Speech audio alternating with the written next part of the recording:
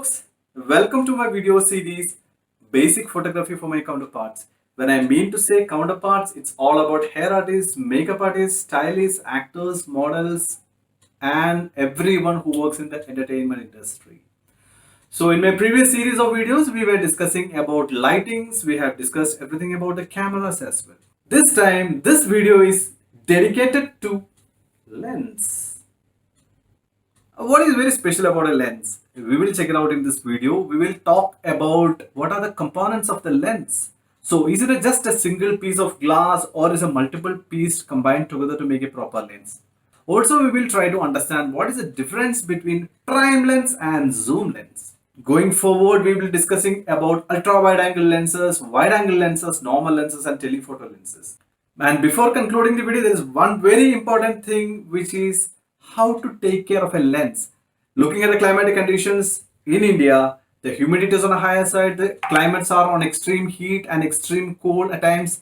The lens has to be taken care like a baby. How to do that so that you can use these expensive pieces of glass for 10 years, 15 years, 20 years. So let's start the topic lens.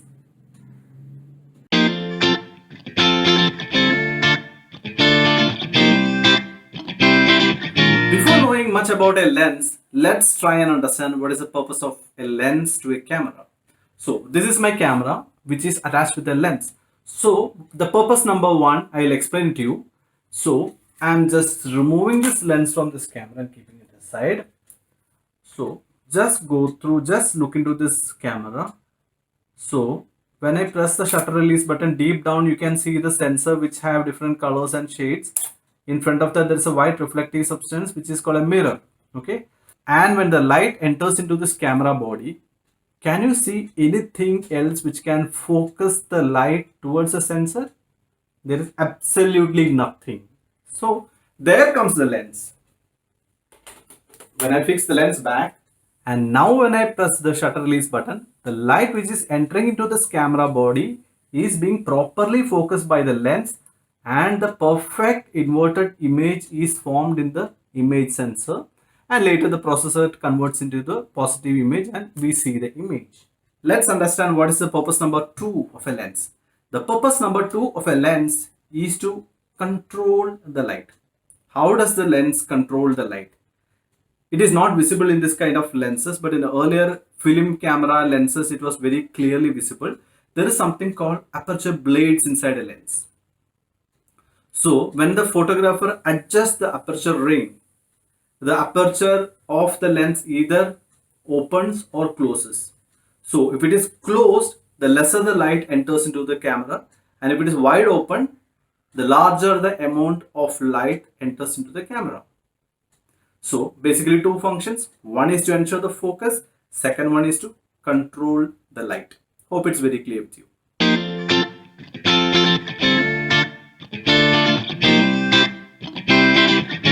Let's try and understand now what is that inside a lens. Is it a single piece of glass or is it a multiple piece of lenses? Yeah, for example, I'll just show you. This is a Canon 50mm lens. So if you look at the size, comparative size, it's only this much, like 3 finger width, and it's a very small lens. How many glasses or how many elements do you think is fixed into this lens? 1 or 2 or 3? No, it is 6 different kind of glasses or different kind of lenses or different kind of elements here is installed into this small piece of lens. Let's take another example. This is a 100mm macro lens. I'm just removing this lens for you to see it closely. So this is a bigger lens. This is a 100mm macro lens. So why it is called 100mm macro lens? Because this is typically used to shoot macro elements like insect and again small elements. Definitely it's a good lens, for amazing lens for product photography as well. So this is a macro lens.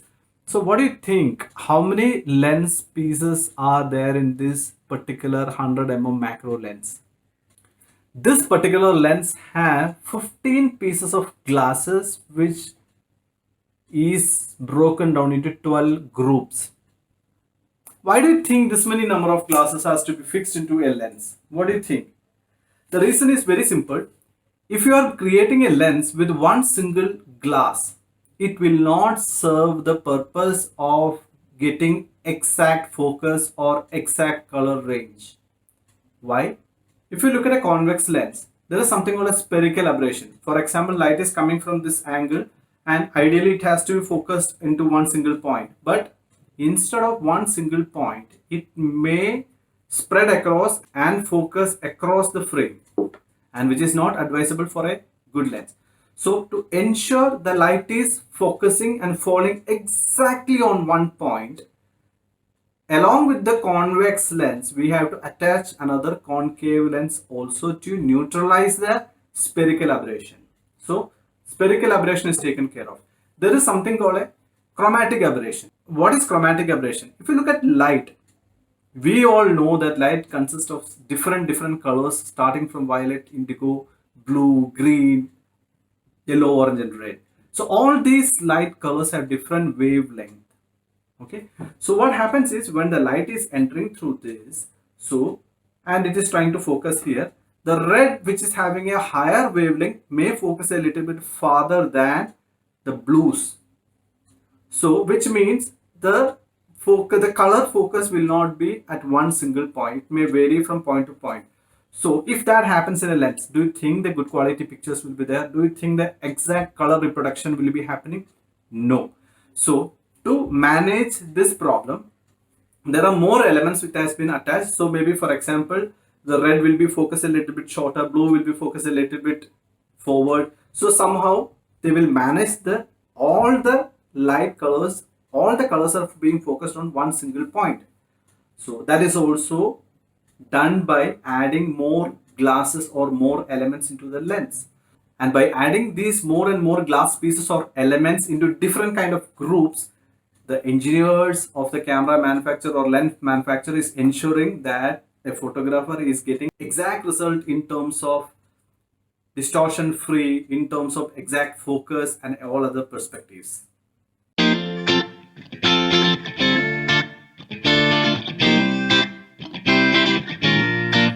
So let's move on. Let's try and understand what are the different types of lens available in the market. And depending on the functionality, let us divide the lenses broadly into two. And one is a prime lens, another one is a zoom lens. And what is the difference between this prime lens and zoom lens? Before that, let's understand what is a prime lens and what is a zoom lens. So this is a prime lens. The focal length of this lens is 100 mm. The focal length always is measured in millimeters. So this is a 100 mm prime lens. This is a 50 mm prime lens. What does it mean? So it simply means that you cannot change the focal distance, or rather if the photographer want to take a subject a little bit closer or a little bit farther, the photographer has to move forward or behind. And that is about the prime lens. And let us talk about the zoom lens. What is the difference? And this is a 24-105 millimeter zoom lens. So I'll show you the word zoom, you know everything. See, lens is coming out. So this is a 24 mm, this is a 105 mm or 105 mm. So if a photographer want to shoot something wide, he can keep it like this. And if the photographer want the same subject to zoom in and again to shoot, he just have to stand at the same position. He just have to zoom this ring and the subject will come closer and he can shoot. There is an advantage of this zoom lens and it's a convenience for a photographer. Now let's understand more about what are the difference of prime and zoom lenses. Let's talk about the prime lens first. What are the advantages of the prime lens? Most of the prime lenses come with wide aperture openings. What is a wide aperture opening? If you can see through this lens, you can see it's a full circle. Okay, there's a wide aperture opening. The values is like 1.2, 1.4, 1.8, 2.8. These are all aperture values. So when the aperture values are lower, like 1.4 or 1.2 or 1.8, whatever the value is, so the wider the aperture opening will be. What is the advantage of having a wide opening? Simple. Wider the opening, more light will come into the lens. And what is the advantage of having more light coming into the lens? We can capture beautiful pictures with all the available lights, or in other words, the wider the aperture, you can perform much better in low light situations, because whatever the light is available, entire light will come directly into the lens and you can get much better pictures. So the second advantage of having the wider aperture opening is the isolation between the subject and the background. In simple terms, the blur of the background, or a little bit technical term, is depth of field.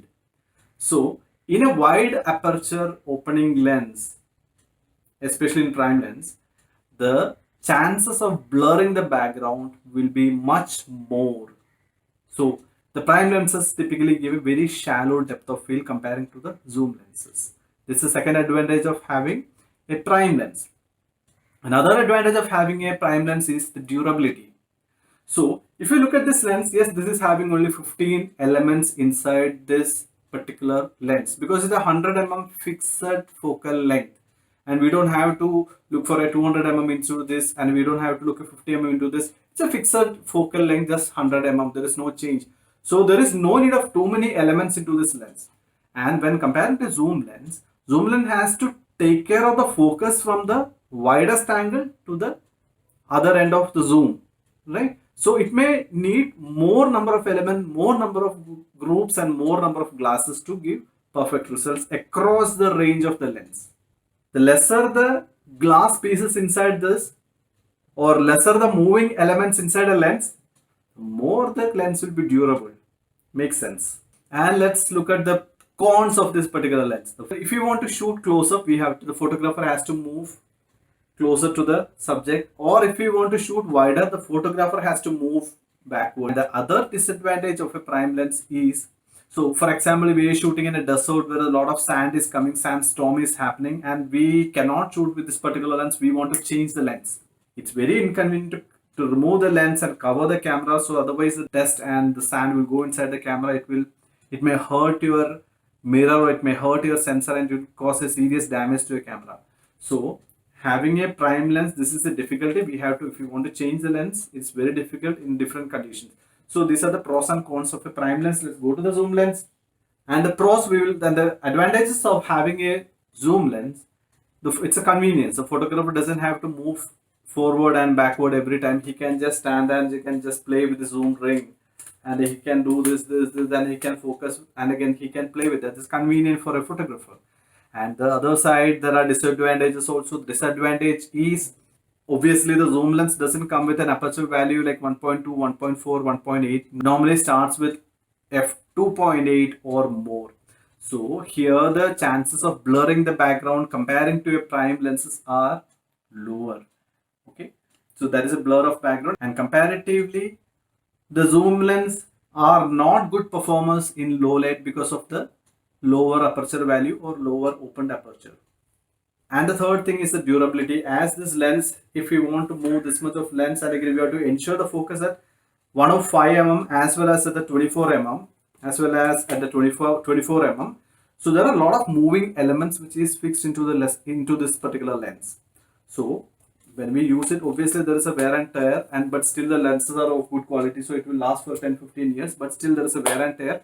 So when comparing to a prime lens, so there is a chances of higher wear and tear to this lens, and the durability may be comparatively lower than a zoom lens. I know when I compare a prime lens with a zoom lens, the easiness of handling the lens is much better in a zoom lens, because if I want to move forward, I don't have to move personally forward. I can just zoom out the lens and I can zoom in the lens. So it's very convenient for me as a photographer, but personally I prefer prime lenses. The quality the prime lens can offer cannot be replicated, cannot be given by the zoom lenses. So that's the reason I always have my prime lenses. Whenever I am on a good shoot or a big shoot, I always prefer to have my prime lenses. I have 50 mm lenses, 50 mm prime lens, I have an 85 mm prime lens, I have a 100 mm prime lens. I think these three lenses are the lenses which I use the most and the maximum, because these lenses are perfect for me in terms of focal length, in terms of quality, in terms of clarity and everything.